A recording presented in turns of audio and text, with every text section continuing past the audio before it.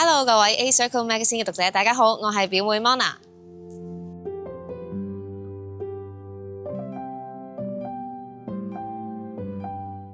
呢個呢已經好多人問過我啦。咁其實呢，就係因為我家族呢好大嘅，我有7個表姐，然後呢，我就同其中一個表姐係一齊讀書嘅。咁當時個個呢都知道我係佢表妹呢，就開始唔想記我個真名啦，就表妹啦，表妹啦。咁後來我自己又覺得呢個名都幾好啊。咁個個都叫我表妹，咁我咪細個啲咯，咁即係我就係最年輕嗰個啦，咁我就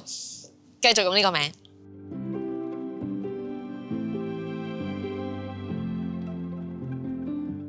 今次其實分手散步學就係想講拍拖咧就好似兩個人一齊行一齊散步咁樣，咁可能去到某一個路口，佢哋會選擇唔同嘅路，咁就唔再一齊散步，就會分開啦。咁而最想表達嘅一樣嘢就係，其實有時可能分手啦，未必會係要鬧交鬧到反面咁樣分手嘅。咁兩位主角其實最後係大家都出嚟一齊散最後一次步，然後去尊重呢一段感情，再去分手。咁我覺得咁樣亦都係一種瀟灑嘅決定啦，同埋一個好浪漫嘅分手嚟。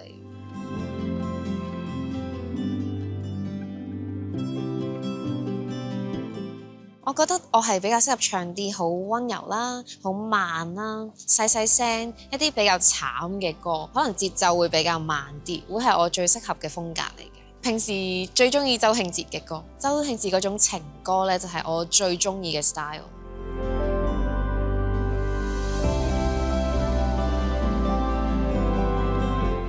係啊，其實我3首歌都係偏唔開心，可能月光效應會係一個帶俾人力量嘅歌，都係有正能量嘅最後。咁無言以對就係一首慘情歌啦。咁分手散步學就比較唔同嘅，就係雖然佢係講緊一段破裂咗嘅關係，但係佢想帶出嚟嘅 message 就係希望各位都用一種咁溫柔嘅態度去面對可能任何嘅分手啦，縱使係唔開心都好啦，但係佢哋最後都願意尊重呢一段關係，尊重自己付出過呢一段旅程嘅嘢，然後去再講再見，其實都係可以嘅。咁其實最後都係帶出一種瀟灑灑脫，為自己做一個愛自己嘅決定嘅一個 message 咯。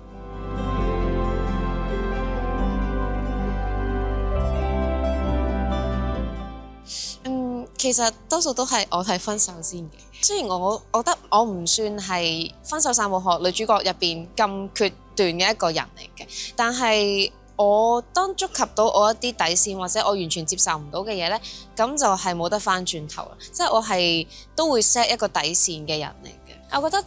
誠實係最重要，即係我覺得兩個人既然要行埋一齊，其實就係要對對方坦白。我接受唔到一啲隱瞞咯，因為我覺得誠實如果做唔到一次嘅信任冇咗，其實好難建立翻。咁我覺得呢樣嘢係我最 care 嘅嘢。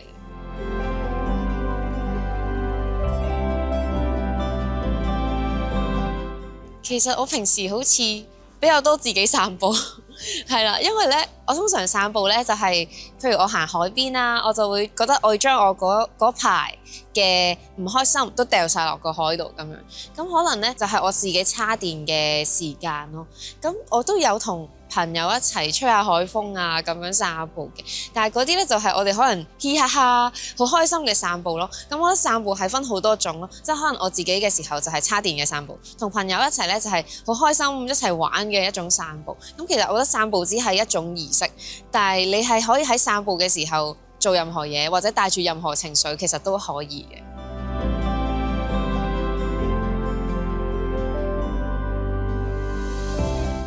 係因為做體育老師其實係我由細到大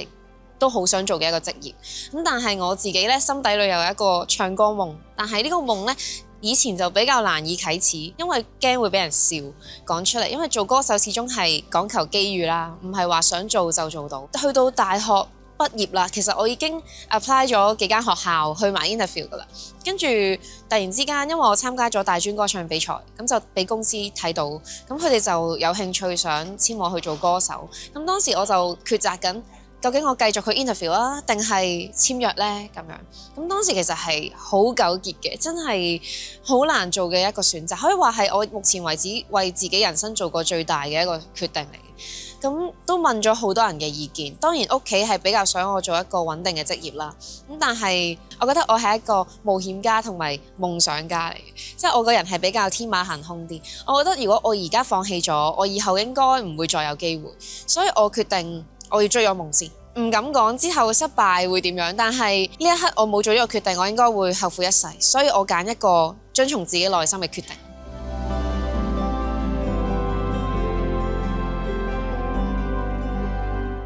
我欣賞嘅歌手仲有容祖兒嘅，因為容祖兒呢，佢係我好細個已經聽佢唱歌，咁我嘅幼稚園畢業禮呢，就係用《明日恩典》啦，到我慢慢大個，我都有聽佢唔同嘅歌，所以我覺得我好細個開始就已經認識呢個歌手，可以話係我第一個認識嘅歌手。然後我有睇過佢好多次嘅演唱會，佢喺舞台上面呈現嘅佢就係100%，每一次都係，無論係可能跳舞啦、唱歌啦、表情啦、同觀眾嘅交流啦，我有太多嘢可以學到咯，即係喺佢身上，所以我都好中意容祖兒啊。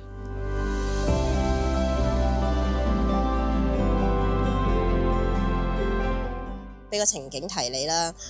你啱啱就經歷咗分手啦，要喺香港地呢個範圍入邊呢，就幫自己設計一條散步路線，究竟你會點樣行啊？香港地，我會設計呢條路線呢，係同我大學息息相關嘅。咁我就會由九龍城行到去九龍塘嘅，因為呢九龍城呢，就喺我之前讀浸會大學隔離啦，咁就係我哋以前成日會去買嘢嘅一個地方嚟。咁由嗰度開始行上嚟，其實係有好多舊式嘅一啲建築物啦，同埋有好多小徑啦，有啲草啦、花啦。咁樣其實嗰啲路咧係好靜嘅。咁如果你自己一個行嘅時候，係好適合你沉思咯。咁我以前就係成日都會行嗰條路，唔開心都會行嗰條路，就自己消化一啲情緒。咁之後就會喺返到宿舍之前咧，就消化完㗎啦。因為中途仲要經過足球場啦，咁就係我好中意嘅運動啦。咁我哋又可以坐喺嗰啲足球側邊嗰啲觀眾席度，可能休息或者聽歌諗嘢，然後再行翻落去呢，就會經過我嘅大學啦，然後再行落去就會係有好多住宅，你會見到好靚啦，然後好多樹，好多大樹嘅，咁就好似係難得一個咁市區地方入邊會有一個比較靜又幾好行嘅一條路線，咁又同我嘅大學相關啦，咁可能會提我會諗翻以前啊，其實好多嘢都捱過到，即係就算今次係分手失戀都好啦，諗翻自己咁耐以嚟係點樣過啲難關，咁會令到有動力繼續行落去咯，所以會推薦呢條路線。咁你最尾去到九龍塘係諗住去睇翻場戲，跟住就九龍塘可以搭車出去玩，可以搭係九龍塘站搭車，好近旺角嘅係啦，去葵芳啊或者翻屋企。咁就可以通常咧去翻一啲搭車嘅地方咧就過渡咗啦，我就會覺得係已經消化咗啦，就再出發咁嘅意思咯。請你喺1分鐘之內唱出最多有分手2個字嘅歌詞。Ready？ 好，3、2、1。分手後1分鐘便有後悔聲音，分手要狠比相戀勇敢，分手應該體面，誰都不要說抱歉，原來分手是需要練習的，嚴重似情侶講分手，曾聽說雨天總要放手，總要分手，分手快樂，祝你快樂，你可以找到更好的。打秒。摔到分手，安全感不夠。誰說分手都應該歡天喜地？就好比過了愉快的假期。仲有分手散步學。咁都得。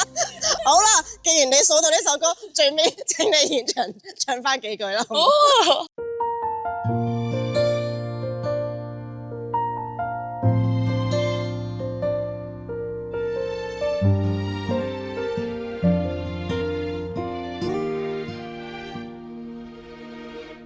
越是用心的放下你，越是痛心得要迴避，用力邁向街尾，像極俗套的戲，